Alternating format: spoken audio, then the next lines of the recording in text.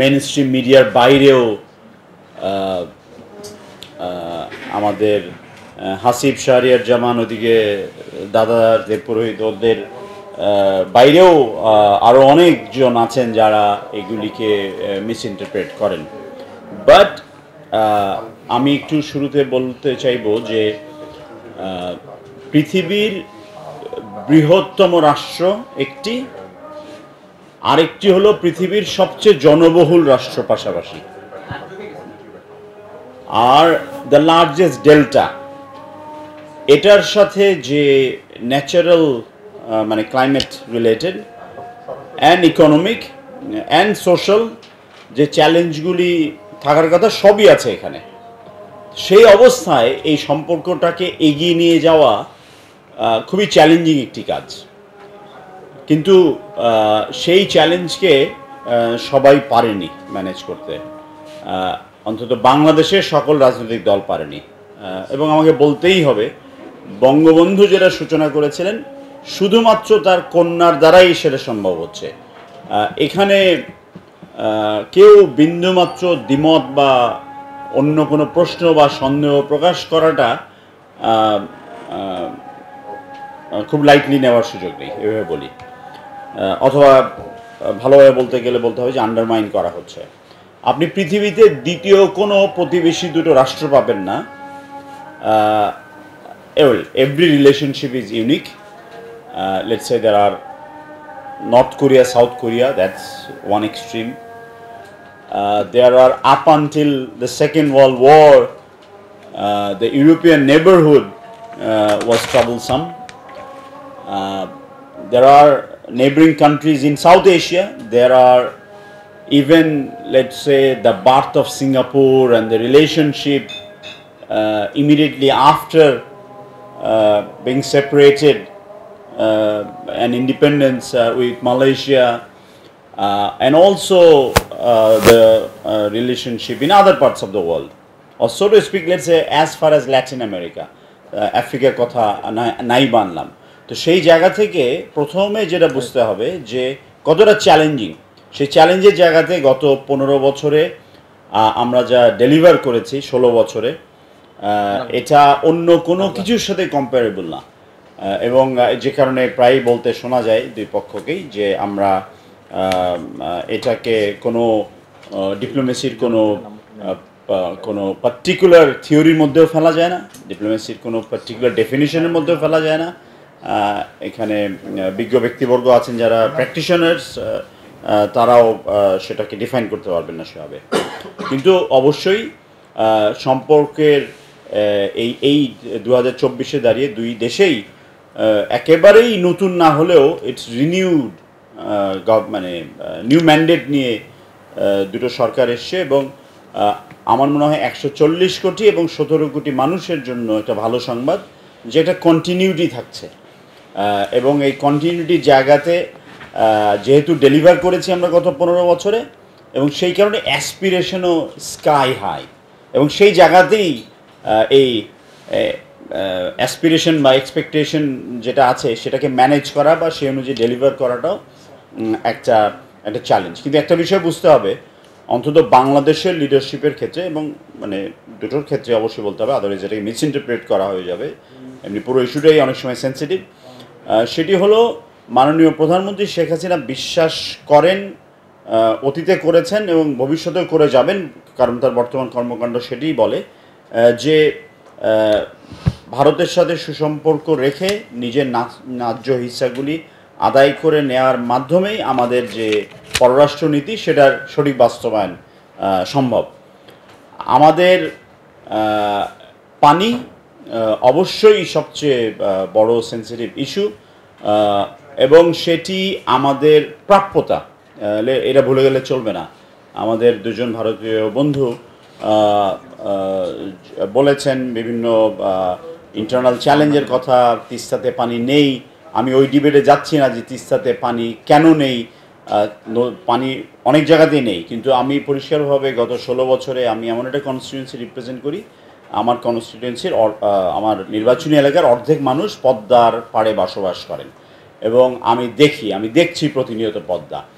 আমি এখন গাড়ি চালিয়ে পদ্মা নদীর মাঝখানের একটা চরে চলে যেতে পারি বছরে 6 মাস, যেটা আমাকে একটা কনভিনিয়েন্স দেয়, বাট সেই সাথে বোকার মতো কনভিনিয়েন্সটাকে না নিয়ে আমার ভীত হওয়ার কথা, এবং আমি সেই ভয়ে ভীত। তো এইটা বুঝতে হবে সকলকে, এবং this is an agreement in particular, যেটি মাত্র 53টার মধ্যে মাত্র দ্বিতীয় একটি ডকুমেন্ট যেটা সচিব পর্যায়ে ফাইনালাইজ করা হয়েছিল, এবং ওয়েল আর্গুড অ্যান্ড নেগোশিয়েটেড, এটা ভুলে গেলে চলবে না। সেই জায়গা থেকে অন্য কোনো পয়েন্ট থেকে শুরু করা মানেই হলো আমরা আমাদের এই দুই বন্ধুর একটি প্রাথমিকভাবে সম্মত হওয়া চুক্তিকে সম্মান জানাতে পারলাম না। আজকে থেকে 14-15 বছর আগেও আমি দিল্লিতে গিয়ে শুনেছি যারা রাষ্ট্র পরিচালনার দায়িত্ব পেয়েছেন, সরকার পরিচালনার দায়িত্ব পেয়েছেন নতুন করে, তাদেরই খুবই influential who went to become minister, very influential leader in BJP, তিনি বলেছিলেন যে আমাদের এখন বেসিন ওয়াইজ রিভার ম্যানেজমেন্টে যাওয়া উচিত। তো এইটা আলোচনা থেকে সরিয়ে দিয়ে হঠাৎ করে পানি আসছে এটাকে রিজার্ভয়ার করে ব্যবহার করার, এটা একেবারেই যদি না হয়ে যায় তখন এটা একটা অল্টারনেটিভ হয়তো, কিন্তু সেক্ষেত্রে 1 থেকে 50 নম্বর নদী পর্যন্ত আপনি কি করবেন। কিন্তু বাংলাদেশ কিন্তু অবশ্যই আমরা তিস্তা নিয়ে আলোচনা হবে, কিছু প্রত্যাশার কথা শুনবো, এই ধারণা নিয়ে দিল্লি গিয়েছি। কিন্তু দিল্লি গিয়ে আমাদের কাছে আমাদের মুক্তিযুদ্ধের, মহান মুক্তিযুদ্ধের সময় যেখানে দুই দেশের মুক্তিযোদ্ধারাই রক্ত দিয়েছেন, জনসাধারণ যখন ভারতের মানুষও 3 বেলা খেতে পারতো না, তখন তারা আমাদের 1 কোটিরও অনেক অধিক মানুষকে শেল্টার দিয়েছেন। সেই স্পিরিটের জায়গা থেকে আমরা খাবার পানির জন্য আমরা ফেনী নদীর পানি তাদেরকে ব্যবহার করতে দিয়েছি।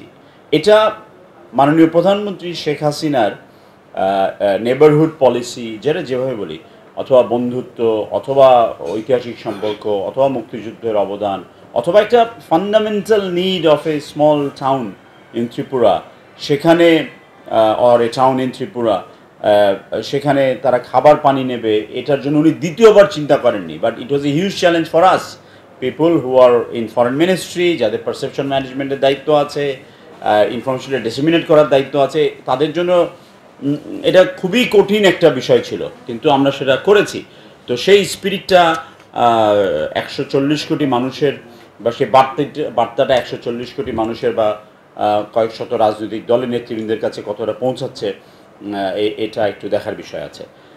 কিন্তু অবশ্যই আমাদের অনেক কিছু আছে যেটা আমাদেরকে সাহস দেয়, আমাদেরকে আরও আশান্বিত করে যে এত জটিল সমস্যার সমাধান আমরা করেছি, আমরা ধীরে ধীরে সেইগুলি আনরিজলভ যে ইস্যুগুলি আছে সেগুলিও আমরা সলভ করতে পারবো।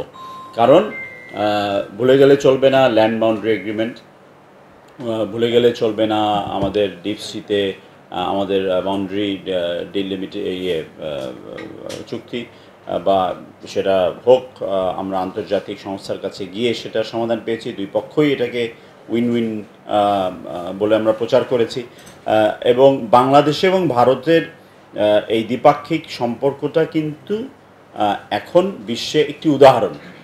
তো সেই জায়গা থেকে আমরা প্রত্যাশা করব যে ভিজিটটি হতে যাচ্ছে, এবং খুব পরিষ্কারভাবে এটা নিশ্চয়ই পররাষ্ট্র মন্ত্রণালয় বলবে, কিন্তু ছুটির মধ্যে পড়ে গেছে কতটুকু মেসেজিং সম্ভব।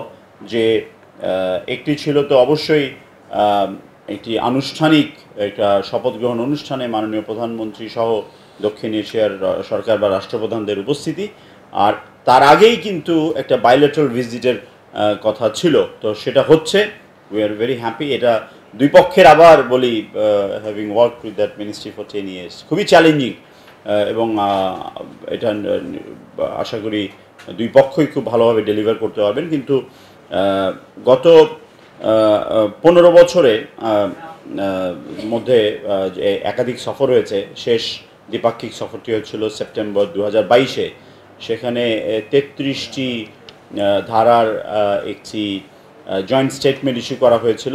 আমরা প্রত্যাশা করব সেই জয়েন্ট স্টেটমেন্টে যেমন কম্প্রিহেনসিভ ইকোনমিক পার্টনারশিপ ছিল, সেই জয়েন্ট স্টেটমেন্টে যেমন রাজনৈতিক সম্পর্ক ইমপ্রুভমেন্টের পাশাপাশি পানি, পাওয়ার অ্যান্ড এনার্জি, কানেক্টিভিটি বা ট্রেড এবং পিপল টু পিপল কন্ট্রাক্ট নিয়ে যে এগ্রিমেন্টগুলি হয়েছিল সেগুলো আরও ফার্দার করবো। That's how that's a beauty of continued friendship. এবং এটা কিন্তু আমরা করেছি। আমরা জানি যে এখনও পর্যন্ত প্রত্যাশিত যে ভিসা, কিন্তু হ্যাভিং সেড দ্যাট, দাদা বলেছেন যে, এবং আমরা সকলে এটি জানি যে ঢাকায় ভারতের যে ভিসা প্রসেসিং সেন্টারটি আছে এটা বিশ্বের সর্ববৃহৎ। তাহলেই বোঝা যায় যে চ্যালেঞ্জটা কতখানি। কিন্তু আমার খুব পরিষ্কারভাবে মনে আছে যে সুষমা স্বরাজ, প্রয়াত সুষমা স্বরাজ যখন পররাষ্ট্রমন্ত্রী, আমার প্রথম সফরে তিনি বৈঠকের প্রথমেই, এবং that's how prepared they were and those beauty of those veteran politicians, যে উনি বলেছেন যে আমার নতুন, তখন হর্ষবর্ধন শ্রিংলার জাস্ট অ্যাপয়েন্টমেন্ট হয়েছে, উনি আসেননি, বলেছেন যে আমার নতুন অ্যাপয়েন্টেড হাই কমিশনারের প্রথম দায়িত্ব হলো তাকে বলেছি, নির্দিষ্ট সময় বলে দিয়েছিলেন এই সময়ের মধ্যে ইনোভেটিভ একটা কিছু করতে, এবং তারপরে কিন্তু একটা বড় শিফট দেখেছি আমরা। কিন্তু তারপরেও আরও অনেক কিছু করণীয় আছে। এটা তো জাস্ট ছোট একটা এক্সাম্পল। জয়েন্ট রিভার কমিশনের মিটিং মাঝে বেশ কয়েক বছর হয়নি, করোনার আগে এবং পরে, সেটিও 2022 সালে হয়েছে। সেটি ছিল 38তম বৈঠক, এবং আমরা প্রত্যাশা করব যে 39th মিটিংটি খুব শীঘ্রই হবে, এবং সেখানে let the expert talk about it. আমরা অনেকে সময় অবশ্যই ইমোশনের জায়গা থেকে বলবো আমার গত এগ্রিমেন্টটা আলোর মুখ দেখেনি, এই কারণে এটা বলবো, আমাদের দায়িত্ব আছে, কিন্তু এক্সপার্ট লেভেলের এগ্রিমেন্টটাকেই রাজনৈতিক নেতৃবৃন্দ গ্রহণ করবেন, এবং সেটার ফ্যাসিলিটেট করা দুটো রাষ্ট্রেরই সমানভাবে দায়িত্ব। সেই কাজগুলি সামনের দিনে নিশ্চয় হবে। একটা বড় নতুন ইনোভেটিভ লাইন অফ ক্রেডিট এখানে, খুব honestly speaking, first line of credit যখন দেয়া হয় তখন আমরা দুই রাষ্ট্র, যেহেতু ভারত দিয়েছে, অবশ্যই we are grateful and express our gratitude, কিন্তু তারাও খুব একটা ভালো ইকুইপড ছিলেন না how to disburse, because India is not known to be a donor country, অথবা আমরা অন্যান্য দেশের সাথে যে তুলনা করছি এই তুলনারও খুব একটা জাস্টিফাইড না, বিকজ তারা অনেক দিন থেকে করছেন, তাদের ডিপার্টমেন্ট আছে, তাদের পলিসি আছে। তো ভারত শুরু করেছে, উই ওয়েলকাম দ্যাট, কিন্তু প্রোগ্রেসটা ভালো না হতে আমরা এরকম এক্সট্রিম ডিসিশনও নিয়েছি। ফার্স্ট, সেকেন্ড, থার্ড এলওসি থেকে প্রজেক্ট বাদও দিয়ে দেওয়া হয়েছে কমপ্লিটলি, কারণ অনেক অ্যাসপিরেশন থেকে এটা কুইক ফিক্সের মতো করে একটা রাদার একটু তাড়াহুড়ো করে সিদ্ধান্তগুলি নেওয়া, তো সেই প্রকল্পগুলি বিকল্প অর্থনীতির ইয়ে দিয়ে যাচ্ছে। তবে কিছু গেম চেঞ্জার আছে। একটা গেম চেঞ্জিং ইনিশিয়েটিভের মধ্যে it's a power and energy hungry country. আমরা নেপাল থেকে 40 মেগাওয়াট দিয়ে শুরু করেছি, কিন্তু আমাদের সত্যিকারের প্রত্যাশা হলো, মাননীয় প্রধানমন্ত্রীর ব্রেন চাইল্ড, সেটা হলো ভারত এবং বাংলাদেশ মিলে যৌথভাবে নেপালে বৃহৎ আকারের জলবিদ্যুতে বিনিয়োগ। এটির কথা অনেক দূর এগিয়েছে, প্রিন্সিপালি তারা রাজি হয়েছেন এবং বলেছেন যে প্রাইভেট সেক্টর অলরেডি যে বিনিয়োগটা করেছে সেখান থেকে আপনারা ইভ্যাকুয়েট করা শুরু করেন। তো ইভ্যাকুয়েশনের দিক থেকে দেখা গেল যে আমাদের এনাফ স্ট্রাকচার নেই, এবং এই কারণে বাংলাদেশের ম্যাপটা যদি দেখেন আপনারা, একেবারে যেটাকে চিকেন নেক বলা হয়, একেবারে বাংলাদেশের এক্সট্রিমে ওইদিকে নর্থে, পঞ্চগড়ের ওপারে, নর্থ এক্সট্রিম নর্থে না, বাংলাদেশের মাঝামাঝি জায়গায়, যেখানে ভারতের ইস্ট অ্যান্ড ওয়েস্টের ডিস্টেন্সটা যেখানে সবচেয়ে কম, সেই জায়গার বরাবর একটি খুব হাই টেনশন বা হাই পাওয়ার্ড ট্রান্সমিশন লাইনের প্রস্তাবনা দেওয়া হয়েছে। সেটাও 2022-এর জয়েন্ট কমিউনিকে বা জয়েন্ট স্টেটমেন্টে ছিল। আমরা প্রত্যাশা করব এই সফরে এটা আরেক ধাপ এগোবে। ট্রানজিটের বিষয়টি, যেটা একসময় একটা পলিটিক্যাল টুল ছিল, মাননীয় প্রধানমন্ত্রীর খুব সাহসী বলিষ্ঠ নেতৃত্ব, সেটাকে একটা এসেনশিয়াল এলিমেন্ট এখন মানুষ আরও, বোধহয় সঞ্চালক বললেন, সামন্দা বললেন যে বাংলাদেশে মানুষ প্রত্যাশা করে যে ভিসাবিহীন সফর যেন করা যায়। তো সেটা ভিসাবিহীন না করে মাল্টিপল এন্ট্রি, লং টার্ম, এরকম অনেক সলিউশন দেওয়া হয়েছে, কিন্তু করোনার কারণে সেগুলো আবার সাসপেন্ডেড হয়ে কিছু কিছু জায়গায় রিভিউ করা হচ্ছে। তো আমি আর বেশি কথা বাড়াতে চাই না, জুমার নামাজের প্রায় সময় হয়ে গেছে। যে মানুষের প্রত্যাশা আছে, কিন্তু এই প্রত্যাশাটা তৈরি হয়েছে কারণ শেখ হাসিনার সরকার ডেলিভার করে দেখিয়েছে যে এগুলি অর্জন করা সম্ভব, এবং সামনের দিনেও আমরা ক্রিটিসিজম থাকবে, ব্যাড প্রেস থাকবে। আর প্রেস বলতে ভুল বোঝানো হয় যে নিউ প্রেস বা অল্টারনেটিভ মিডিয়া অথবা এই যে ব্লগার, এটা সেটা তারা যেটা করেন, এগুলি দ্বারা আমরা যেন প্রভাবিত না হই, কিন্তু তারপরেও যে জেনুইন যে এলিমেন্টসগুলি আছে এবং তার একটা করে অবশ্যই পানি বিষয়টি আছে।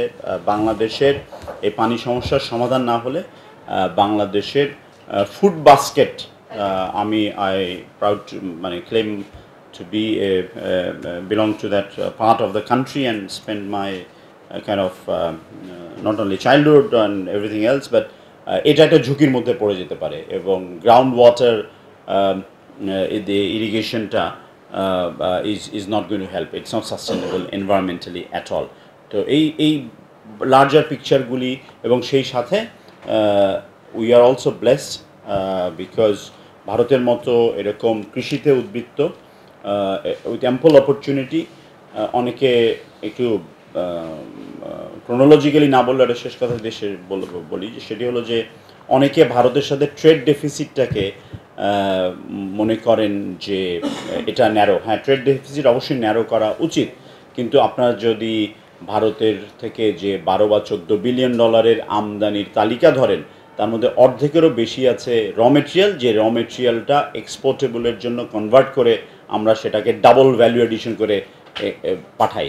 আর সেকেন্ড মেজর এলিমেন্ট হচ্ছে এসেনশিয়ালস, যেগুলি ভারতের মতো একটা দেশ বাংলাদেশের পাশে না থাকলে সেই সুদূর আমেরিকা থেকে আমদানি করতে হতো। The moment India Sage yes we can export, পরের দিন সকালে কারণ বাজারে সেই প্রোডাক্টটা পাওয়া যায়। আমরা সেটা এবারও দেখেছি পেঁয়াজের ক্ষেত্রে, যেটা ভারতের আভ্যন্তরীণ রাজনীতিতে কৃষি একটা বড় রোল প্লে করে, এটা ডিটেলে আমি যাচ্ছি না। এবং পেঁয়াজের যে ব্যান অন অফ যে সুইচটি ব্যবহার করা হয় প্রায়ই, এটার সাথে ভারতের আভ্যন্তরীণ রাজনীতি, তো সেটা তাদের আভ্যন্তরীণ বিষয়। কিন্তু তারপরেও তারা কিন্তু রোজার শেষের দিকে এসে হলেও আমরা কিন্তু পেয়েছিলাম। তো আমরা ওই যে 7টি এসেনশিয়াল কমোডিটি, এটাও আমরা প্রত্যাশা করবো এই সফরে কিছুটা আলোচনা হবে। তো আমার কাছে প্রত্যাশার জায়গা হলো যে আমরা এই আগামী 21 তারিখের সফরটা সংক্ষিপ্ত হবে, কারণ বাংলাদেশ আওয়ামী লীগের 75তম প্রতিষ্ঠাবার্ষিকী আছে।